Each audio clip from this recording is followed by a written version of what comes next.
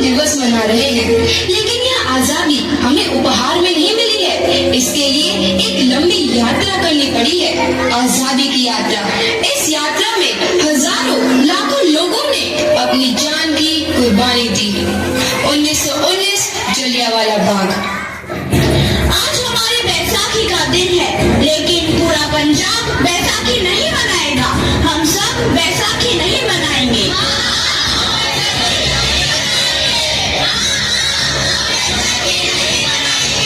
जब तक हम अंग्रेजों को भारत से बाहर नहीं निकाल देते, पूरा पंजाब बैसाखी नहीं मनाएगा।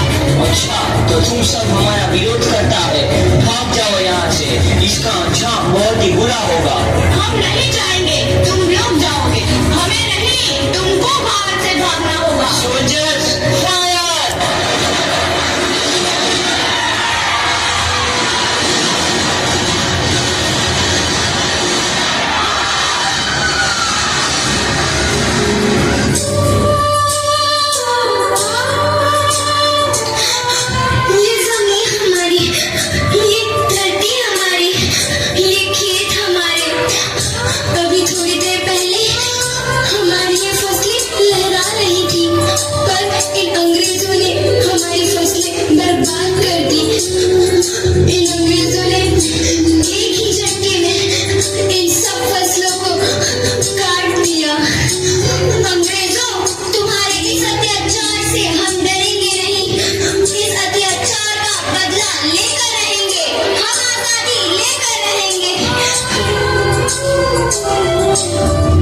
जलियांवाला बाग हर हिंदुस्तानी की आंख नम कर गया। इस कांड में कितने मासूमों की आहुति जल गई, इतनी हैवानियत से इंसानियत कत्ल कर दी गई। जलियांवाला बाग के हत्याकांड ने आजादी की आग में घी देने का काम किया। मासूम औरतों, बच्चों की दर्द भरी चीखें और सिसकियां इनकलाब का गूंज बनकर उभरी। लाला लाजपत राय, भगत सिंह, राजगुरु, सुखदेव सरीखे क्रांतिकारियों ने भारत की इस जमीन से विदेशी दरिंदों को निकाल फेंकने के मंसूबे मजबूत कर लिए। 8 अप्रैल 1929 लाला लाजपत राय के नेतृत्व में साइमन कमीशन के खिलाफ एक भारी जुलूस निकाला गया।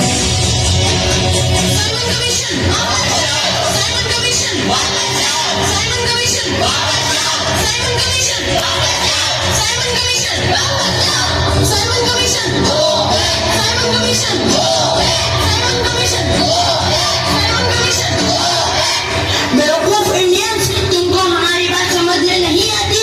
Stop this. नहीं मानता। अच्छा, स्टॉप दिस। लाला जी, आप आगे बढ़ो, हम आपके साथ हैं। लाला जी, संघर्ष करो, हम आपके साथ हैं। लाला जी, संघर्ष करो, हम आपके साथ हैं।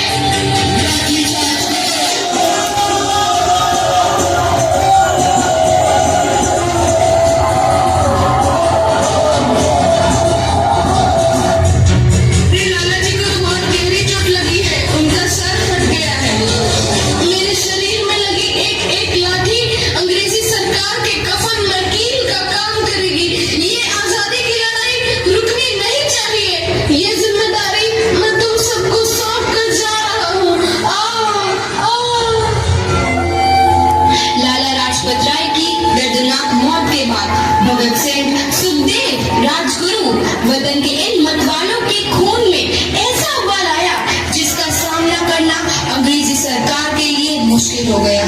अंग्रेजों को करारा जवाब देने के लिए स्कॉट और सैंडर्स को मारने की रूपरेखा रची गई।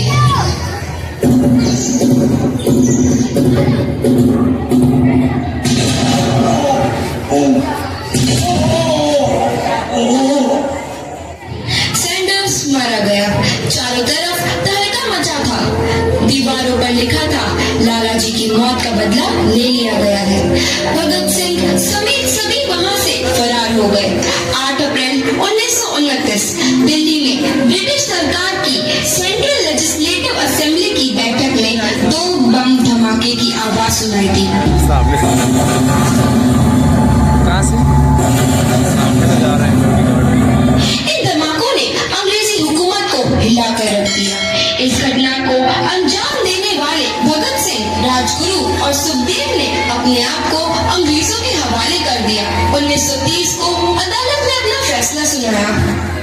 मुलजिम भगत सिंह, मुलजिम राजगुरु, मुलजिम सुखदेव को दफा 121 और दफा 302 के तहत ये अदालत तीनों को मुजरिम करार देती है और इस गुस्ताखी के लिए ये अदालत इन तीनों को सजाए मौत की सजा सुनाती है।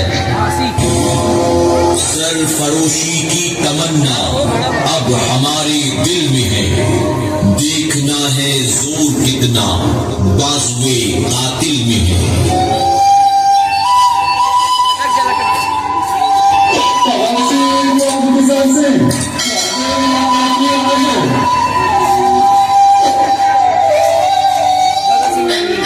पुत्र की हाल है तेरा। मैं चंगा हूँ माँ, फिक्र करने की कोई गल नहीं। पुत्र, मेरा दिल तेरी तरह पत्थर दिल नहीं होगा। तेरी ये गला सुन के मेरा कलेजा फटे जा रहा है।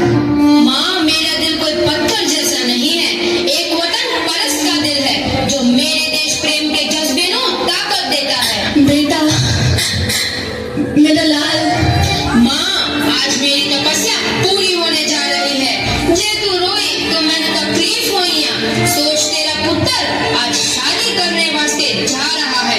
फर्क केवल इतना है, वो घोड़ी पर नहीं फांसी पर चढ़ने वास्ते जा रहा है।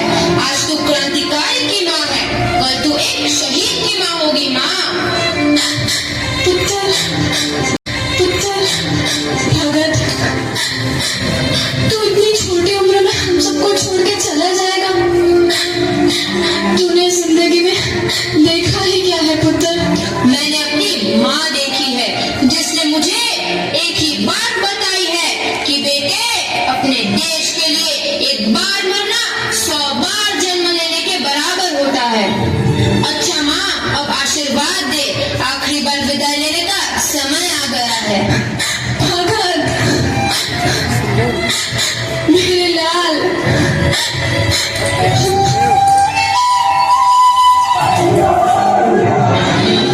भगत सिंह, तुम्हारी कोई आखिरी ख्वाहिश? हमारे हाथ खोल दिए जाए।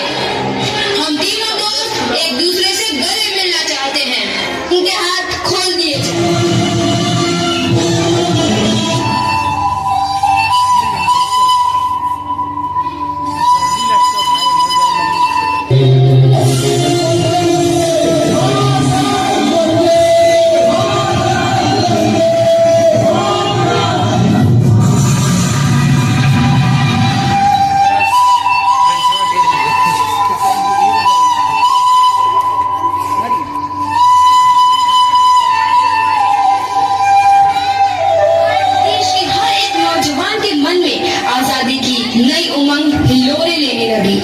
अंग्रेजों भारत छोड़ो का नारा जोर पकड़ रहा था।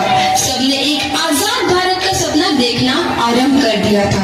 हर कोई अपने अपने ढंग से इस महायज्ञ में अपनी आहुति दे रहा था। सुभाष चंद्र बोस, रानी लक्ष्मीबाई, तात्या टोपे और मंगल पांडे जैसे शहीदों की कुर्बानी रंग लाई।